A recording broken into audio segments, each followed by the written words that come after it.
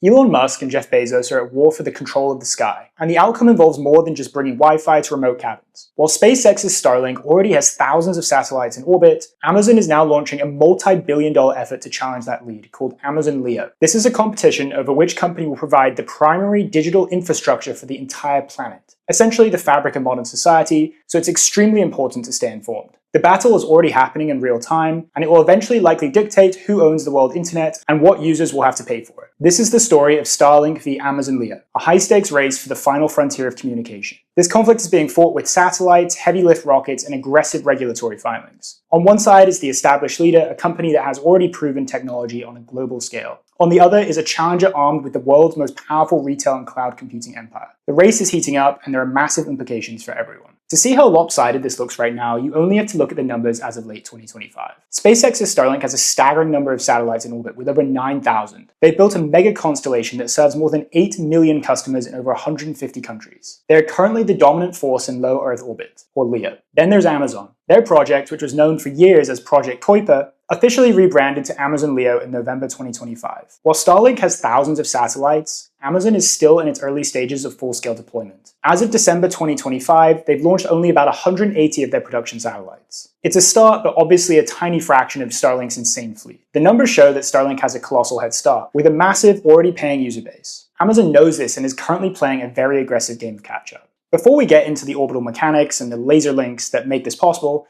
do me a favor. If you're enjoying this breakdown of two billionaires fighting over space, please consider liking and subscribing so I can make more cool videos like this. So how does Amazon Leo even begin to compete? It starts with the design of the satellites. Right away, there are major strategic differences in how these two are engineering their networks. Starlink satellites orbit very close to Earth at altitudes around 400 kilometers. This proximity is the secret to their low latency, which in simpler terms just means the time it takes from a signal to zip from your home to space and back. A lower altitude means a shorter trip, which provides the responsive internet needed for video calls and online gaming. This is a significant advantage over traditional satellite internet, which was often too slow for many applications. Amazon Leo is taking a slightly different path. Their satellites are planned for a higher orbit, between 590 and 630 kilometers. In orbital mechanics, that's a huge difference. A higher altitude means each satellite can cover a larger area. In theory, this allows Amazon to achieve global coverage with fewer satellites than Starlink. It's a strategic trade-off. They are sacrificing a small amount of latency for a more efficient footprint. Both companies are also heavily betting on inter-satellite links, or ISLs. These are essentially lasers that shoot data between satellites at the speed of light, creating a mesh network in space. This means data can hop between satellites and cross continents without ever needing to touch a ground station. While Starlink has been adding ISLs to its newer models, Amazon designed its constellation with them from day one. Both companies are trying to build what essentially is a space-based backbone for the entire internet. Building thousands of satellites is difficult, but actually getting them into space is the real bottleneck.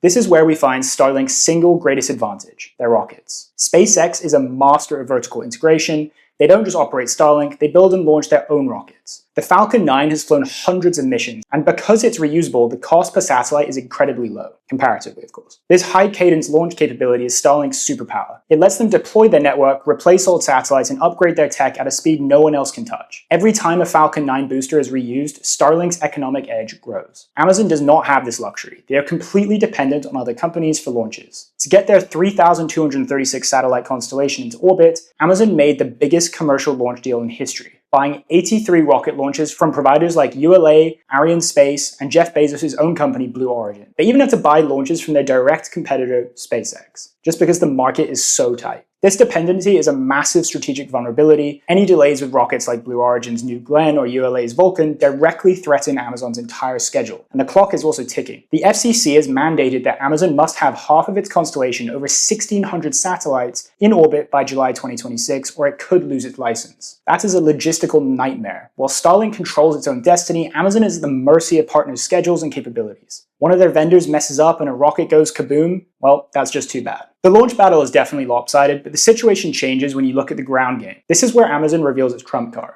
Amazon Web Services, or commonly known as AWS. AWS is the world's largest cloud computing platform. It powers a massive slice of the internet from Netflix to government agencies. Amazon's strategy is to weave satellite connectivity directly into the sprawling cloud empire. Think about what this means for a large company. A multinational corporation could use Amazon Leo to connect remote oil rigs or sensor networks directly to their data infrastructure already hosted on AWS. There's no need to patch together different services. It becomes a one-stop shop for both connectivity and computation. Starlink is a connectivity provider, but it doesn't own the mega cloud platform. They can form partnerships, but they can't offer the native integration that Amazon can promise its millions of existing AWS customers. This is Amazon's Trojan horse for winning over the lucrative enterprise and government sectors. So what does this mean for you? The simple answer is that competition is generally good for the consumer. Starlink has had the LEO satellite market to itself for a long time, and while the service is revolutionary, the pricing reflects that monopoly. Amazon's entry is set to shake that up. With a $10 billion investment and a history of aggressive pricing, Amazon is expected to compete on cost. They've said they expect to produce their user terminals for under $400 each, and rumors suggest their monthly service prices will aim to undercut Starlink. Amazon could even bundle their LEO connectivity with other services like Amazon Prime. Imagine getting a discount on your satellite internet because you're a Prime member. The competition will also drive innovation. Starlink already offers different dish models for homes, RVs, and boats, and Amazon has shown off 3 terminal sizes, including a standard model, an ultra-portable version, and a pro-grade terminal for businesses. This variety gives consumers more choices to fit their specific needs, and ultimately I think it's hard to argue this competition will end up being anything other than a net positive for the average consumer. However, sometimes high-speed internet arrives faster than a culture can handle it. Take the Marubo tribe in the Amazon. In 2024, they went from being one of the most isolated communities on Earth to having 5G speed Starlink overnight. The Times reported they succumbed to the most common internet addictions almost immediately. And in a strange turn of events, the indigenous Brazilian tribe is now suing the New York Times, saying it was fake news. Anyways, that aside, we need to talk about the growing problem of space junk and the regulations governing these companies, because it will play a decisive role in who wins. The most pressing rule is that the FCC deployment deadline for Amazon is mid-2026. Missing this deadline could mean heavy fines or losing their license, which would be a catastrophic blow and the end of this competition before it even started. While extensions are possible, the regulatory pressure is immense and adds a layer of risk to Amazon's complex launch strategy. Then there's the issue of a crowded sky. With thousands of satellites from Starlink and thousands more coming from Amazon, low Earth orbit, or LEO, is getting cramped. Every satellite increases the risk of collisions, which could create clouds of debris that threaten everything in orbit. Recent studies from late 2025 suggest that if these fleets continue to grow as planned, space telescopes like Hubble could see up to a third of their images contaminated by light pollution. Beyond the visual impact, there's the growing concern of atmospheric ash. Every time one of these satellites reaches the end of its life, it burns up in the atmosphere, releasing aluminium oxides and soot that scientists fear could eventually damage the ozone layer or even alter the planet's climate. How both companies manage the sustainability of space will be a critical part of their story moving forward. So, who wins the race to own the internet?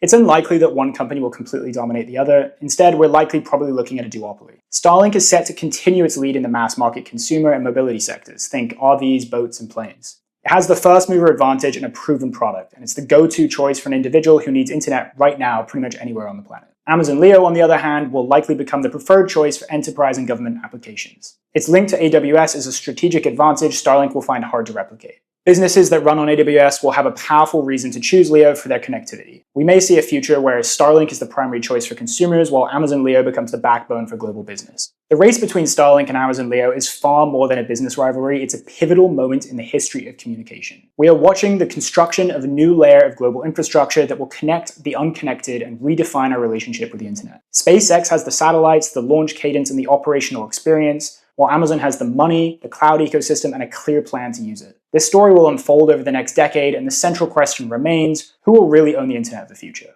We're moving towards a future where a few powerful players control the world's connectivity, and all we can really do is watch how it plays out. Thank you so much for watching. Hope you enjoyed this video. If you did, don't forget to give it a like and subscribe, and until next time, see you.